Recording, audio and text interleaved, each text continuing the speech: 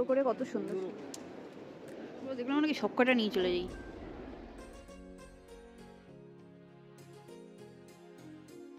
নমস্কার সকলকে, আমার পেজের আরেকটি নতুন ভিডিওতে আপনাদের সকলকে অনেক অনেক স্বাগত। আমি প্রিয়াঙ্কি চলে এলাম আমার জীবনের আরেকটি নতুন দিনের অভিজ্ঞতার গল্প আপনাদের সাথে ভাগ করে নিতে।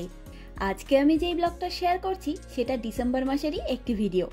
ইউরোপের হাঙ্গেরি দেশে শীত পড়ে যায় সেপ্টেম্বর মাস থেকেই, আর শীতের প্রভাব শেষ হতে হতে প্রায় এপ্রিল মাস হয়ে যায়। এখানে শুধুমাত্র সামারের সময় 3 থেকে 4 মাস বাদে আর সব সিজনেই শীতই থাকে। এমনিতেও সম্পূর্ণ ইউরোপে মাত্র 4টে সিজন আসে, তার মধ্যে সামার বাদে স্প্রিং, অটম আর উইন্টার জুড়ে শীতের প্রভাবই পাওয়া যায়। এই 2 বছরে আমরা এটাই উপলব্ধি করেছি। তবে সব থেকে বেশি শীত থাকে ডিসেম্বর, জানুয়ারি আর ফেব্রুয়ারি, এই 3 মাস জুড়ে। যদিও তার মধ্যে 1 মাস আমরা ক্রিসমাসের নানা রকম অ্যাক্টিভিটি নিয়েই সময় কাটিয়ে ফেলি, কিন্তু জানুয়ারি ফেব্রুয়ারি মাস দুটো যেন কাটতেই চায় না। যেমন ঠান্ডা থাকে তেমনই বোরিং হয় বাইরের পরিবেশটিও। আর এই সময়গুলোতে দিনের বেলাগুলো মাত্র 8 ঘন্টা সময়ের হয়, তাইলে বুঝতেই পারছেন রাতের বেলাগুলো কত বড় হয়ে যায়। এবং বিকেল আর সন্ধ্যা এই দুটো বেলা আমরা প্রায় হারিয়েই ফেলি আমাদের জীবন থেকে। কারণ সাধারণত আমরা দুপুর 1টা-2টোর মধ্যেই লাঞ্চ করে নিলেও দুপুরের খাবার হজম হওয়ার আগেই রাত হয়ে যায়। তবে চারিদিকে ক্রিসমাসের জমজমাট অবস্থাতেই আমরা যতটা পেরেছি ঘুরে নিয়েছি। তখন সম্পূর্ণ শহরময় একটা সুন্দর পরিবেশ ছিল, তাই একটু এনার্জি পেতাম আর কি। আর এখন দুপুর 1টা মতন বাজে, যদিও বাইরেটা দেখে বোঝার উপায় নেই। এরকমই একটি কুয়াশা আর মেঘাচ্ছন্ন দুপুরে আমরা চললাম বুদাপেস্ট তথা হাঙ্গেরির সবচাইতে বিখ্যাত মার্কেট সেন্ট্রাল মার্কেট হলটি ঘুরে দেখতে। আমরা ট্রাম ধরে এসে নামলাম ফোবামটেরে। এই জায়গাটি বিশেষ করে হাঙ্গেরির বিখ্যাত সেন্ট্রাল মার্কেট এবং লিবার্টি বা ফ্রিডম ব্রিজের জন্য বিখ্যাত। এখানে কর্ভিনাস ইউনিভার্সিটিও রয়েছে। তবে আজকে আমরা সেন্ট্রাল মার্কেট হলটি ঘুরে দেখব। আর এদিকে মেঘে আর কুয়াশায় আমাদের সূর্য ঠাকুরও কেমন ঢেকে রয়েছে দেখেছেন?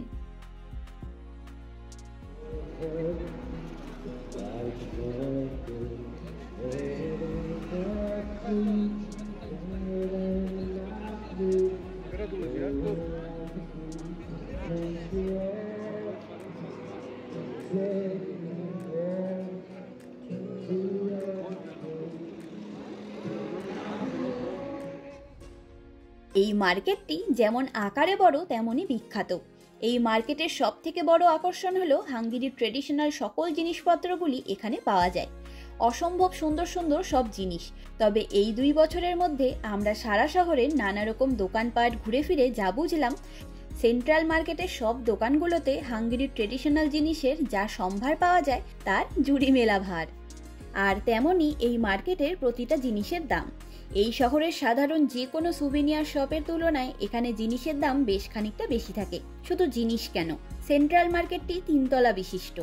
এর গ্রাউন্ড ফ্লোরে থাকে মাছ মাংসের দোকান সহ নানা রকম হাঙ্গেরিয়ান পিকেলসের দোকান। আরও নানা রকম জিনিস সহ সুপার মার্কেটও রয়েছে নিচে। আর এই মার্কেটের ফার্স্ট ফ্লোরে দেখতে পাওয়া যায় নানা রকম সবজি, সসেজ, ওয়াইন, চকলেট সহ আরও কিছু লোকাল বেকারির দোকানগুলিও।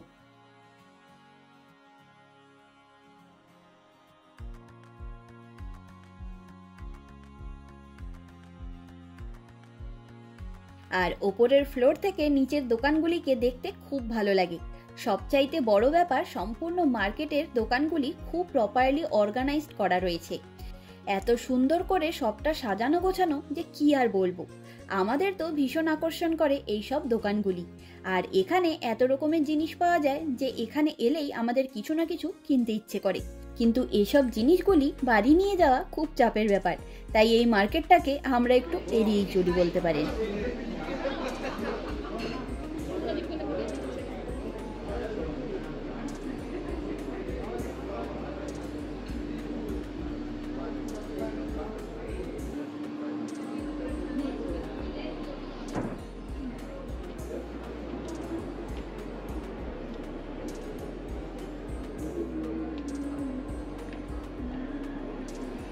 বাবা জিন্সগুলো দেখ।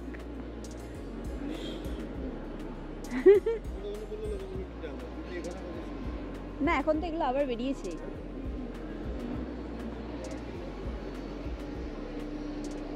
এই দাবাগুলো আমরা দাবা নেব না, দাবা। পোস্টকার্ড হচ্ছে 200 ফরিন করে চারদিকে। সেটাই হবেই।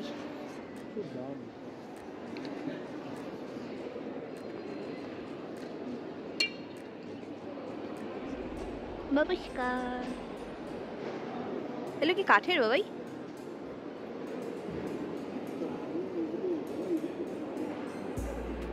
এগুলো এখানেই পাবো একমাত্র। গ্লাস পেইন্টিং এর মতো দেখতে, না? দেখতে কিন্তু নয়। ফটো তোল না, কিছু করবো না। ফটো ওই নেবো একটা। নাও, এটা সবসময় থাকবে। এগুলো 1200 ফরিন না? তবে নিচের দুটি ফ্লোরের ভিডিও আমি আগে পোস্ট করেছিলাম, তাই আজকে বিশেষভাবে ফোকাস করব সেন্ট্রাল মার্কেটের ওপরের ফ্লোরের সুভেনিয়ার শপগুলিকে। এখানেই হাঙ্গেরির যাবতীয় ট্রেডিশনাল জিনিসগুলিও পাওয়া যায় এবং নানা রকম জিনিসে ভরা সুভেনিয়ার শপগুলিও রয়েছে এখানেই। যদিও কোনো দোকানে স্থির হয়ে দাঁড়াবার উপায় নেই, এখানে এত ট্যুরিস্টদের ভিড় থাকে, তাই কোনো জায়গার বেশিক্ষণ দাঁড়ানো সম্ভব নয়, আর দোকানদাররাও সেটা অ্যালাউ করে না। আর ওপরের ফ্লোরে সুভেনিয়ার শপ বাদেও রয়েছে হাঙ্গেরিয়ান নানা খাবার জিনিসের দোকানগুলি, আর এখানকার প্রতিটা দোকানে যে কোনো খাবার জিনিসের দাম একেবারে আকাশ ছোঁয়া। যেমন ধরুন, একটা ল্যাঙ্গোসের দাম বাইরের যে কোনো ফেমাস দোকানে মাত্র 2300 থেকে 2500 হাফ, যা কিনা ইন্ডিয়ান টাকায় মাত্র 500 থেকে 600 টাকার মতন। সেই খাবারের দাম এখানে অন্তত 7 থেকে 8000 হাফ দিয়ে বিক্রি করা হয়, যা ইন্ডিয়ান টাকায় 1,500 থেকে 2000 টাকার মতো। ভাবুন শুধু। কিন্তু তবুও বেশ কিছু সংখ্যক ট্যুরিস্টদের ভিড় এখানে দেখা যায় সারা বছর। এই বাজারে সব থেকে বেশি ট্যুরিস্ট আসার কারণ হলো যা কিছু হাঙ্গেরির নিজের জিনিসপত্র, অর্থাৎ যে সমস্ত জিনিসপত্রগুলি হাঙ্গেরির কালচারকে বহন করে, তার সব কিছু এখানে একই ছাদের নিচে একত্রে পাওয়া যায়। সব রকম খাবার থেকে আরম্ভ করে হাঙ্গেরিয়ান জামা কাপড় বলুন, jewellery, leather bag, sweater, jacket, ঘর সাজানোর জিনিসপত্র, ট্রেডিশনাল বাসনপত্র, এক কথায় বলতে গেলে মাথার ক্লিপ থেকে পায়ের জুতো পর্যন্ত সব কিছু পাওয়া যায় এখানে, তাও আবার হাঙ্গেরির ট্রেডিশনাল জিনিসগুলি।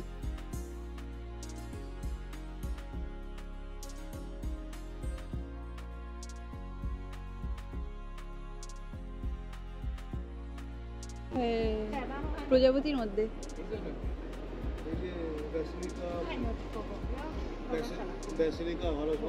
এখানকার প্রত্যেকটা সুন্দর। দেখ, 2 ইউরো করে কত সুন্দর সুন্দর, ইউনিক ইউনিক দেখতে পুরো। একটা জিনিস তো আমি ইয়েও দেখলাম, কি বলে ওটাকে, চাবির রিং, এটা পার্লামেন্ট বুদাপেস্ট।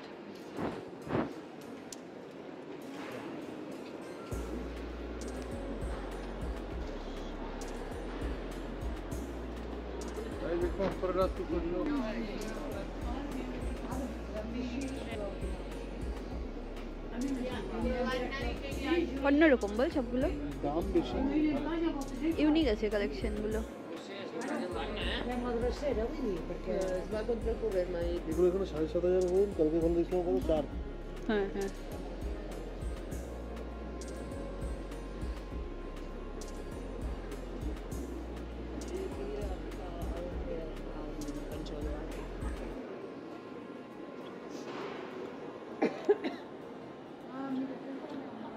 সরি, এই দোকানগুলো দেখলাম নাকি সব কটা নিয়ে চলে যাই।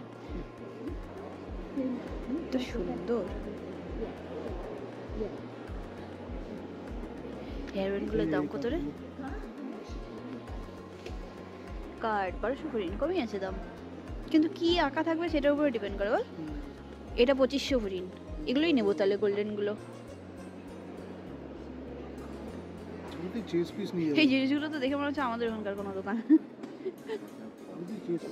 হ্যাঁ, কিন্তু যেটা মধ্যে বাবুস্কা দিয়ে ওরকম নেবো, ছোট হলেও বাবুস্কা দিয়ে নিতে হবে।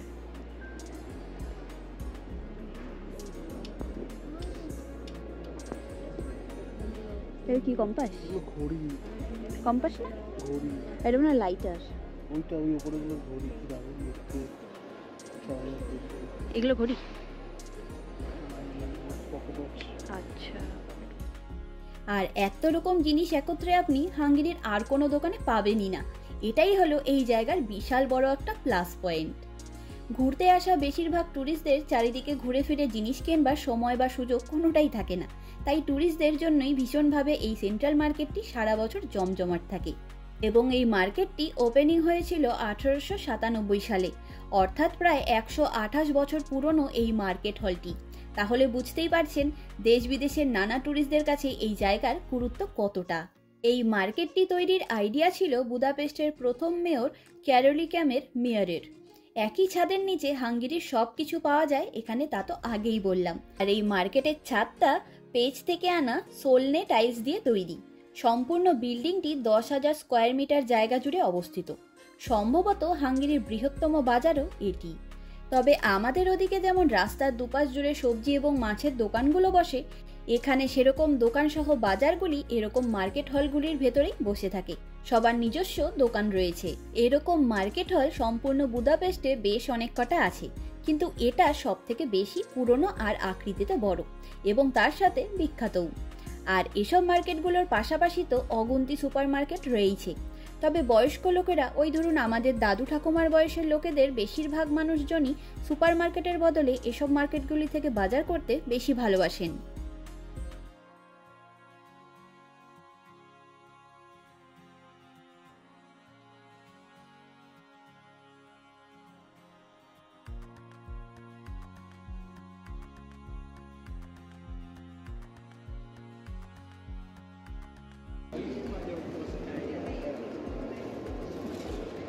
ব্যাংকগুলোকে দেখলি কাঠের ব্যাংক।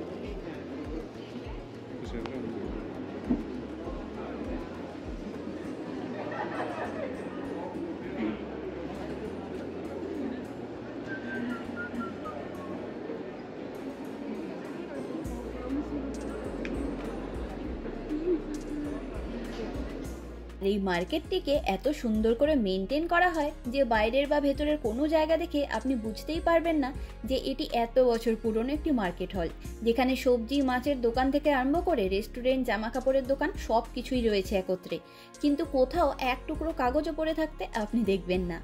আর সামনের এই স্ট্যাচুটি হলো বুদাপেস্ট শহরের একটি ট্যুরিস্ট অ্যাট্রাকশন। এই শহরের অনেকগুলি এরকম স্ট্যাচু রয়েছে এবং প্রতিটি স্ট্যাচুর সাথেই এই শহরের নানা রকম গল্প জুড়ে থাকে।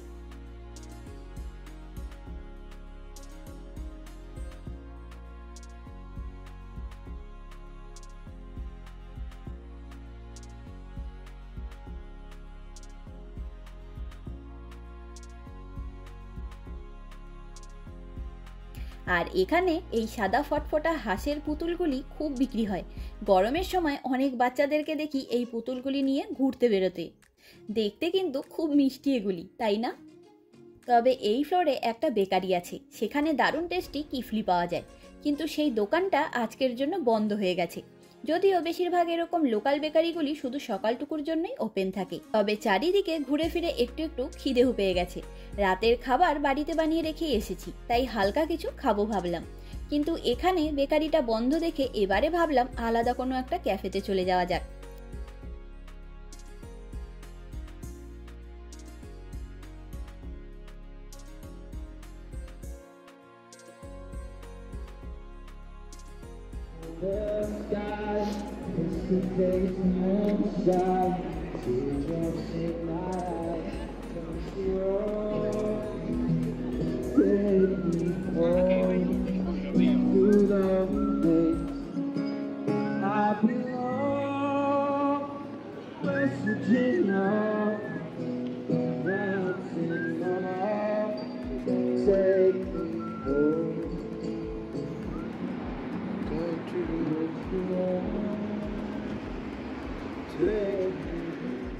এই দেখুন সম্পূর্ণ মার্কেটটি আয়তনে কত বড় আর তেমনই সুন্দর, তাই না? আর এই মার্কেটের ছাদের ওই রঙিন টাইলসগুলির কথাই তখন বলছিলাম।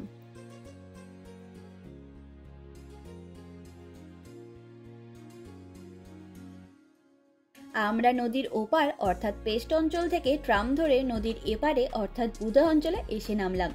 আর এখান থেকে আরেকটি ট্রাম ধরে এখন আমরা রওনা হলাম অবুদা অঞ্চলের একটি মলের দিকে।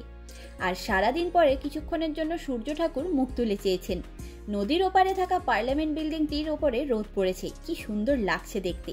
সত্যি নদীর এপার থেকে পার্লামেন্ট বিল্ডিংটিকে দিনে এবং রাতে দুই বেলাতেই দেখতে অপূর্ব সুন্দর লাগে। সারা বছর কত লোকের ভিড় হয় এই অপূর্ব সৌন্দর্য উপভোগ করবার জন্য।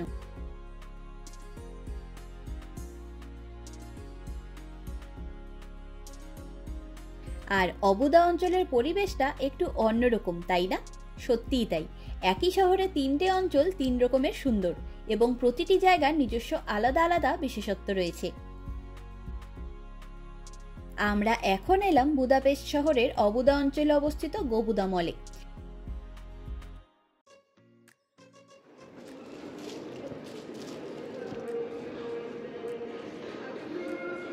এখনই যাবি এখানে?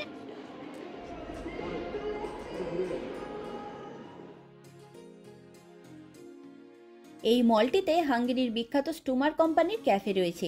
এই কোম্পানির চকলেট বিশেষভাবে বিখ্যাত, ওই জন্য এর চকলেটের আউটলেটগুলি বেশ কিছু জায়গায় থেকে থাকলেও ক্যাফে রয়েছে মাত্র কয়েকটি জায়গায়, আর তার মধ্যে এই ক্যাফেটি সব থেকে বড়।